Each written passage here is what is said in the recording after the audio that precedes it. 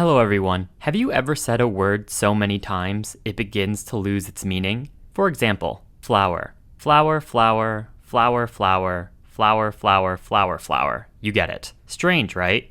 Flower. Suddenly this word, which is associated with beautiful plants, has no meaning and doesn't even sound like a word. This is a result of a psychological phenomenon called semantic satiation, and it's pretty weird. So how does semantic satiation work? Turns out this has been studied pretty extensively by psychological researchers for decades. Let's take the word flower again. When you say flower, a neuron pattern fires in your brain that connects the word to the meaning in your brain. If you say this word enough, that neural pattern will keep firing over and over and over until it starts to weaken and resists being fired again. This is called reactive inhibition, which is essentially when a reaction to a stimulus weakens over time. When this reaction weakens, so does the connection between the word and its meaning. The brain has a harder time with this association, and the word stops sounding like a word. It needs a rest, and with a brief break, the connection between the word and the meaning will be restored. Another way to think about this is like this. Have you ever noticed that you can tell how other people's homes smell, but it's very hard for you to tell how your own home smells? It's not because your home doesn't have a distinct smell, it's because your smell receptors become less sensitive to your own home's odor over time until eventually you experience a sort of sensory adaptation and can't smell your own home at all. The connection between the scent and your brain weakens because it's always there. So, other than freaking ourselves out by saying words repeatedly, how can this knowledge of semantic satiation be applied to the real world? Let's take swear words.